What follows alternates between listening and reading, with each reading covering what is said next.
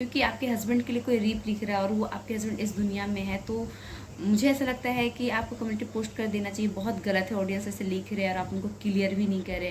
Hello everyone, पिछले 3 दिन से ब्लॉग मैं नहीं बना पा रही थी और आज जाकर के मैं ब्लॉग बनाना शुरू कर रही हूँ, तो एक अलग ही खुशी है। क्योंकि जब मैं ब्लॉग नहीं बनाती हूँ ना तो मेरा मन उदास हो जाता है। मैं 3 दिन से काफ़ी सैड भी फील कर रही थी। मेरा मोबाइल का जो स्क्रीन है ना वो टूट गया था। मतलब किचन के प्लेटफॉर्म में मैं मोबाइल रख करके ट्राईपोड में मैं बात कर रही थी और वो ट्राईपोड नीचे गिरा, साथ में मोबाइल भी गिरा और मोबाइल का जो स्क्रीन था वो टूट गया।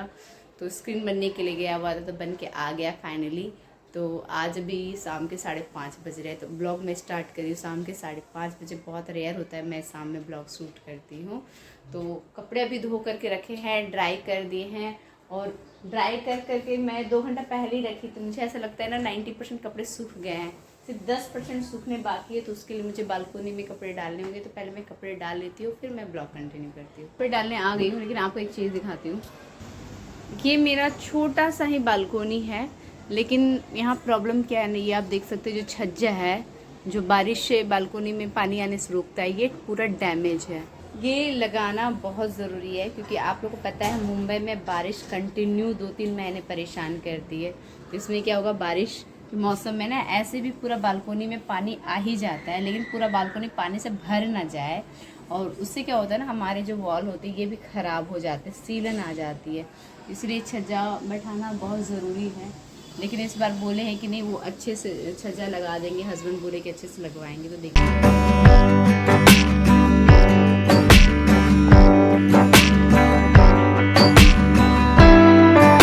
बहुत दिन के बाद मैं इन लोगों के लिए नूडल्स बनाई हूँ। आदि बहुत दिन से बोल रहा था मम्मी नूडल्स खाना है, तो खाने में ये लोग यम्मी तो बोलेगा ही, बस इन लोगों को कुछ भी दे दो, मैगी दे दो, नूडल्स दे दो।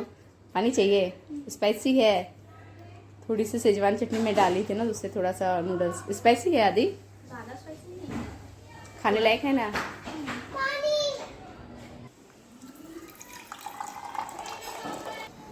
नीचे बैठ के खाओ लाडू, तुम लोग बोले थे ना बेटा नीचे खाने के लिए।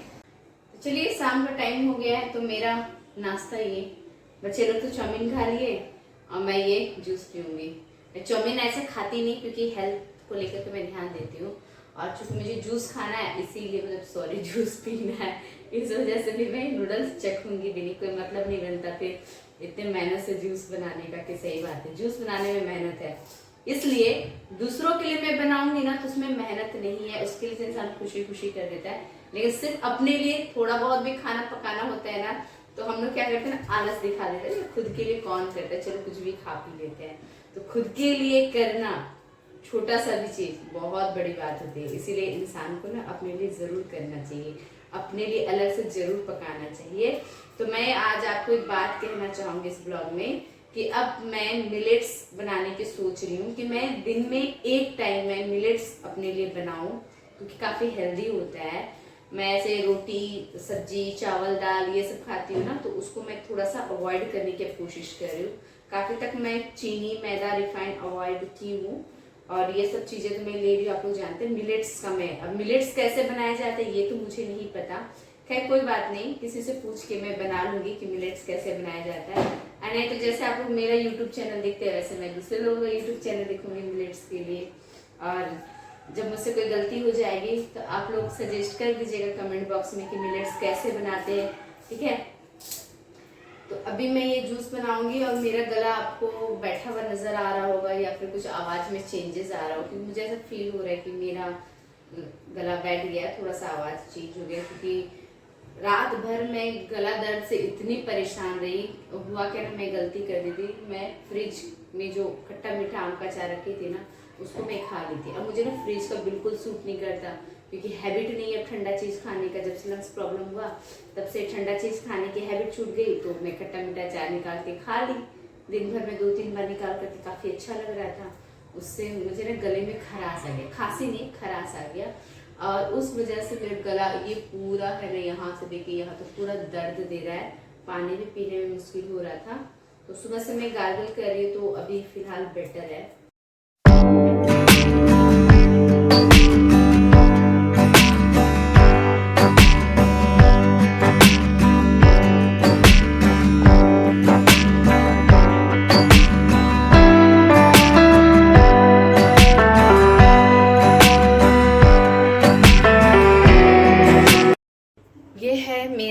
लीजिए ड्रिंक, इसको पीने से बहुत ताकत मिलता है, लेकिन मन बिल्कुल अच्छा नहीं है कुछ दिन से, बिल्कुल भी नहीं।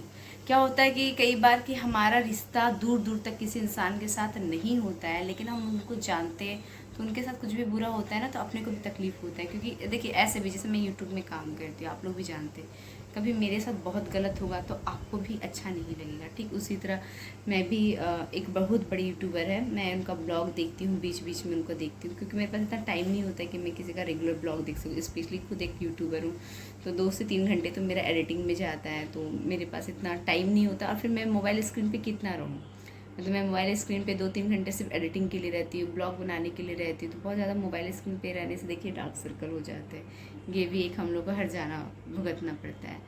तो एक बड़ी यूट्यूबर है, उनके साथ भगवान ने बहुत गलत किया, एक बार तो बहुत गलत कर चुके हैं।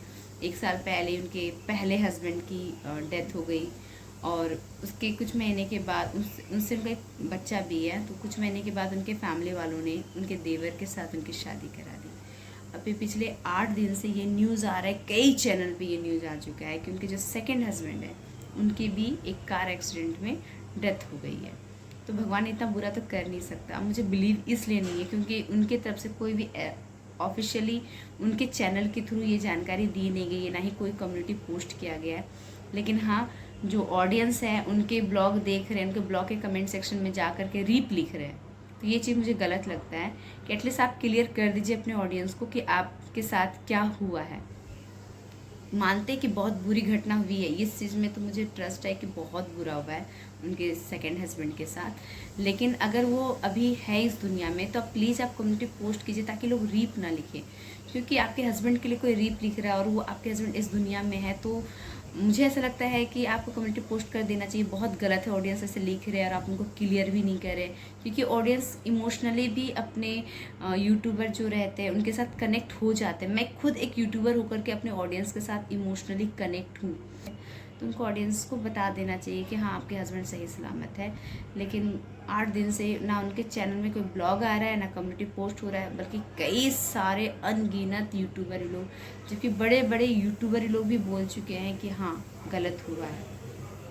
तो मेरा मन थोड़ा सा खट्टा हो गया है कि भगवान एक बार गलत कर चुका है, दूसरी बार भगवान प्लीज़ उनके साथ गलत मत करना, बिल्कुल मत करना, नहीं होना चाहिए। एक्सीडेंट हुआ है ये तो समझ में आ रहा है, लेकिन इतना गलत मत करना, छीनना मत। फिर इंसान का है ना ट्रस्ट है ना हटने लगता है।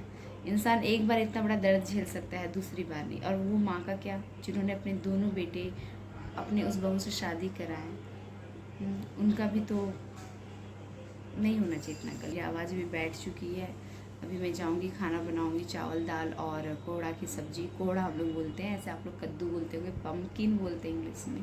तो मिलते हैं नेक्स्ट ब्लॉग में। आप सभी अपना ख्याल रखिएगा, बाय बाय।